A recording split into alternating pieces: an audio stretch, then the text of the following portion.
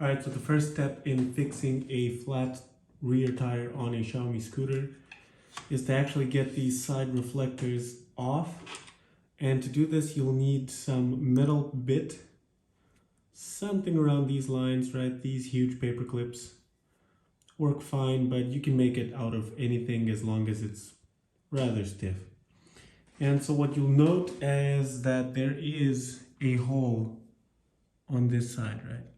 What you want to do is press in the hole as deep as possible, right, towards the inside, and you'll hit a clip that's holding in this reflector, and it should pop out rather easily. And maybe I need to...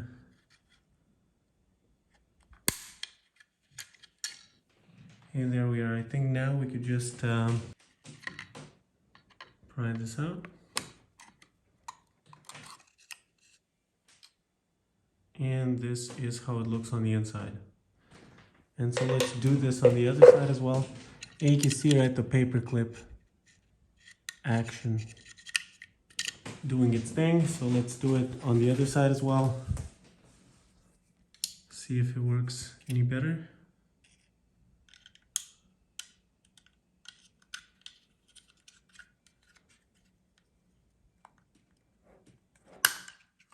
And it did. So that's kind of how you get these off.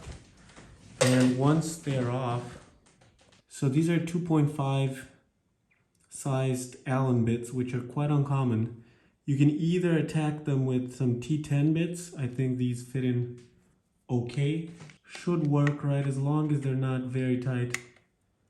T10 is going to give you absolutely no problems, but a more proper way would be to use the actual Allen 2.5,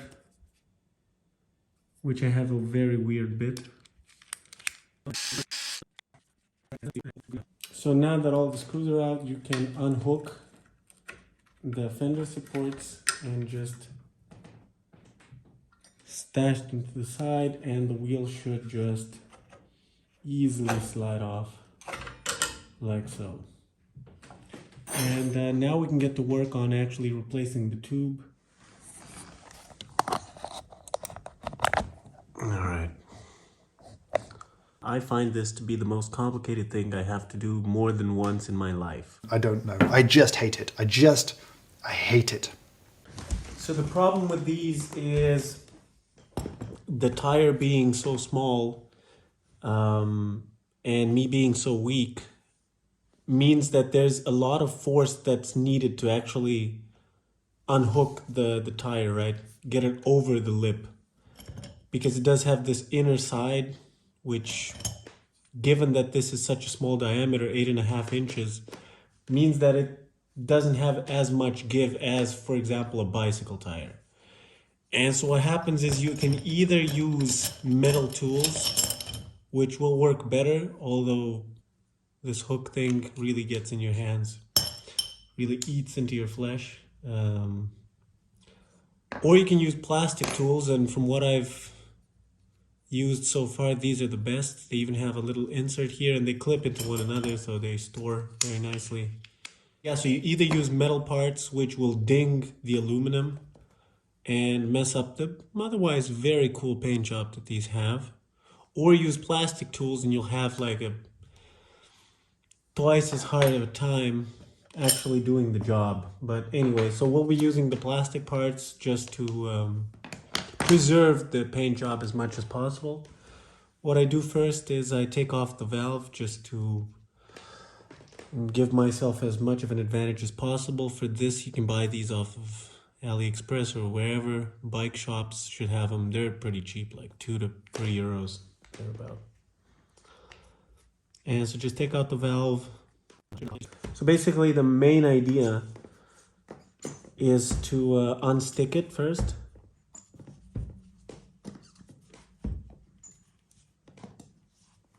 Right. And then what you want to do is, you can see that this rim has a bit of a trough here. You want to get the tire into the trough so it can shift itself to the other side. Obviously, all of this is a lot more complicated on the front tire.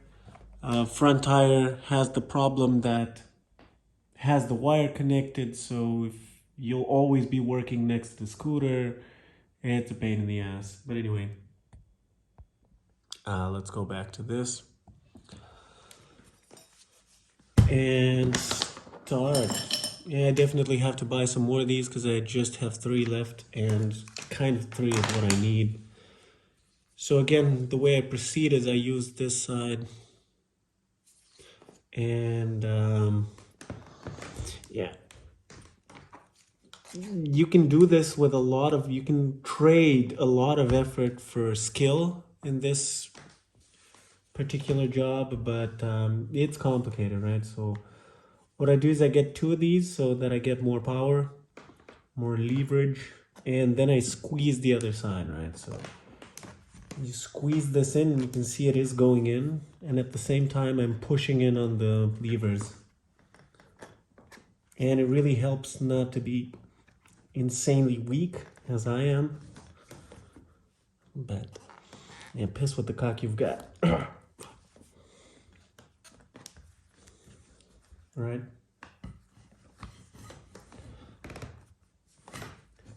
And it's just squeezing. I am a bit faster when I do this off camera, I have to admit. But this might also be an excuse, so you guys can never know. Alright, so we're at this point where I just like to hold these in and continue moving off to a side.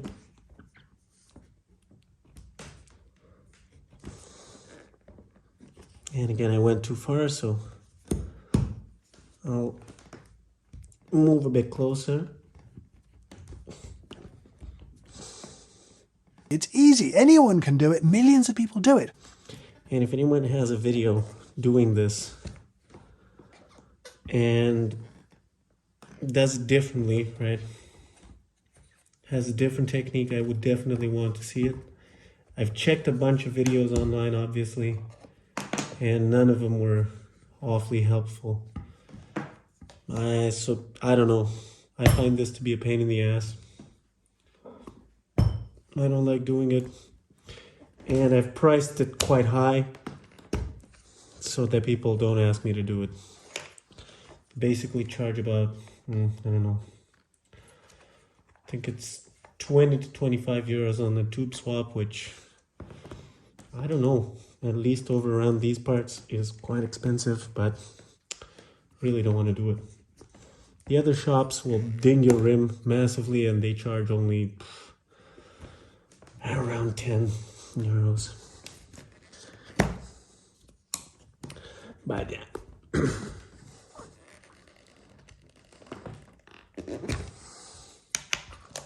All right. So at this point we can go manual and just try to rotate the rim inside ever so slightly. Right? And now we have one of the edges free and we have to take care of the other one. And now this is again a point where I haven't done enough of these to have a lot of experience. I don't know, everyone that does this online in YouTube videos is either like 5 times stronger than me, which is not uncommon, is not unexpected, but they really get this done like almost without tools and in 5 seconds. So at this point it's quite complicated to get the entire thing off, but I'll initially just grab onto the, and the one advantage I have for being weak and skinny is that my fingers are a lot smaller, so at least there's that. And again, this happens every single time. And I end up trying new stuff and it doesn't really work, and then always a pain in the ass. I'm really not enjoying this, in case not yet obvious. So over here this should be rather easy. I'll do a video for the front tube swap because there you actually do need a Dremel to eat away at a bit of plastic, which really gets in the way. Okay. So now the tube's out, and you can see it's all eaten up. Okay. So let's see if this is going to be easier. So again, center it as much as possible.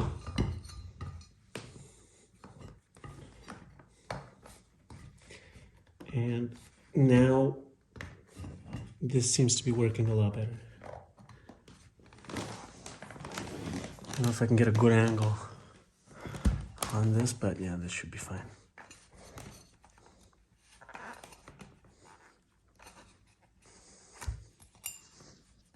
And if you have quite a lot of it out, you can just try rotating the rest out.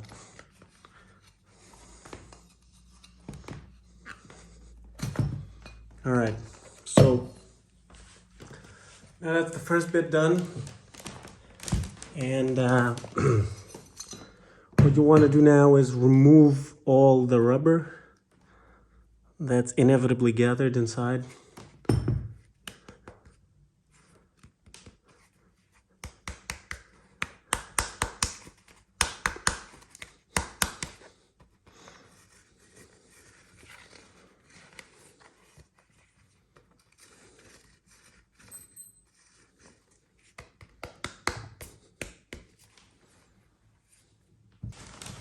Alright, so what I like to use for tubes are these Amalibay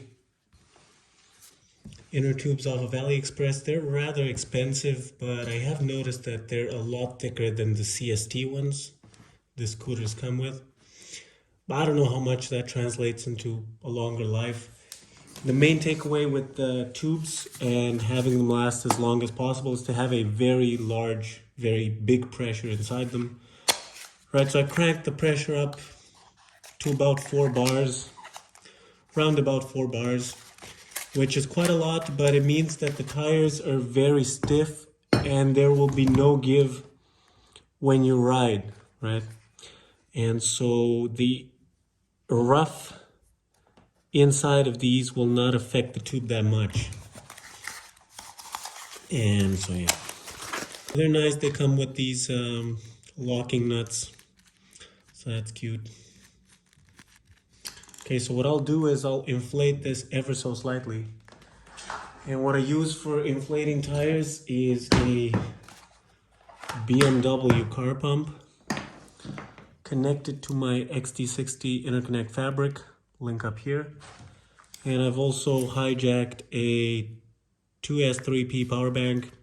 This had its circuitry damaged, water damaged, and I've just wired it straight through. It does have a fuse, I think a 15 amp fuse or something.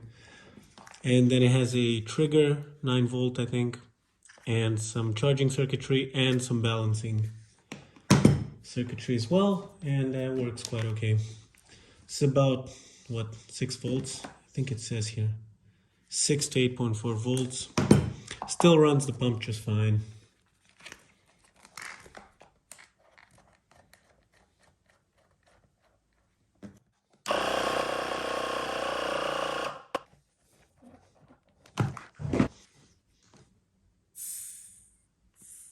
Alright, so just a bit of air inside of it should be enough. And what I'll use next is some talcum powder. And this really helps with aligning stuff and just feeding everything through. It just makes your life a lot easier. So just spread this around the tube. It will make quite a mess, but it is what it is.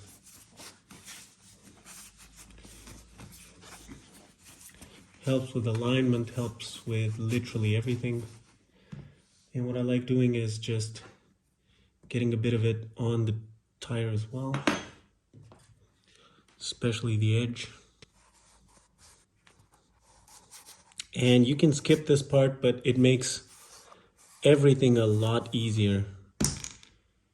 A great lot easier. Maybe even a tiny bit inside. Alright, that's enough.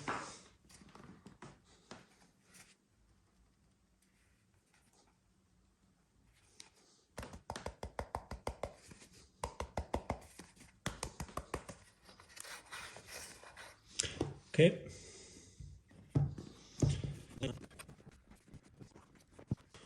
Okay, and we have this arrow on the disc brake, so it's going to rotate this way, and the tire also has an arrow, and they should match up, which in this case they do. And so now we can start feeding in the rim.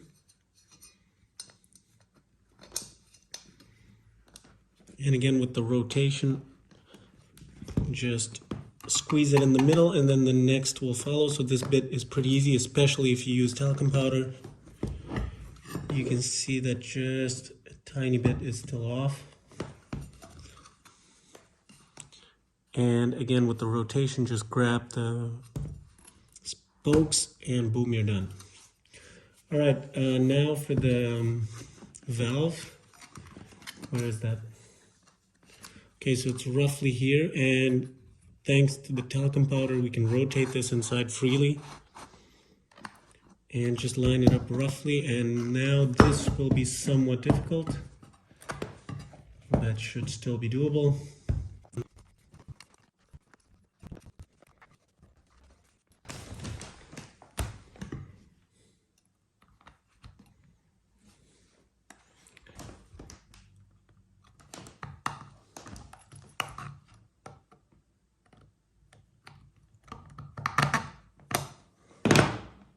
Okay, and since we have this nut, we might as well use it just to ensure our tube doesn't slide around. And now the hard part, getting the second outer tire rim back into its slot, and this I actually never managed to do without using metal pry tools.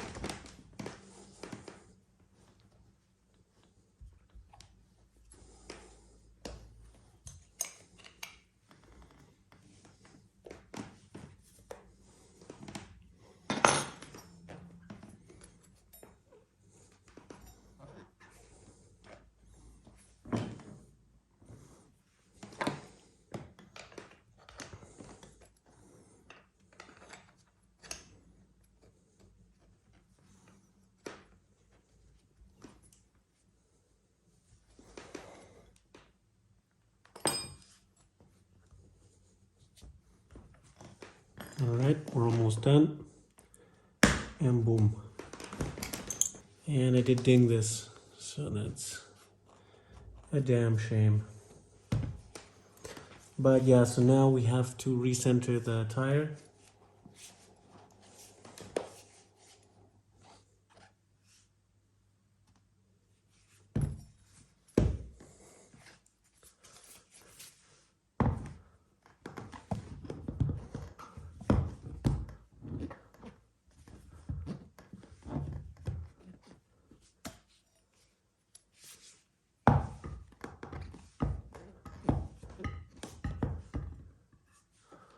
Okay, tighten the valve back up.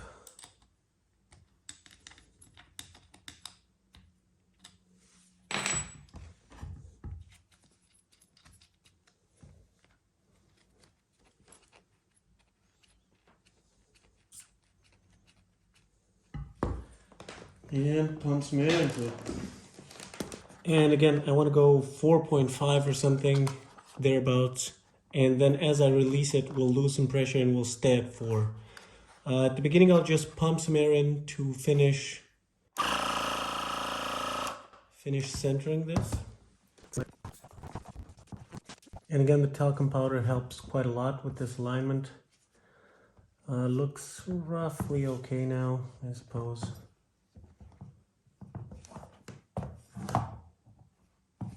And go.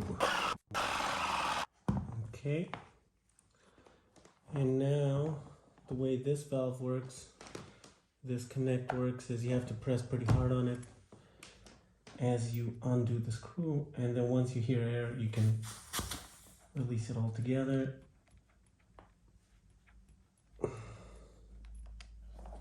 All right, and so that's the tire. Let's see how straight it flies.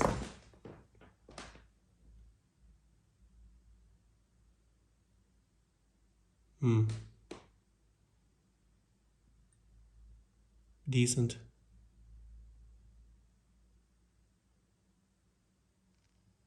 Yeah, kind of decent. All right. So tighten the nut as much as possible by hand. And then this, and then now we're done. We can move on to connect it back up to the scooter.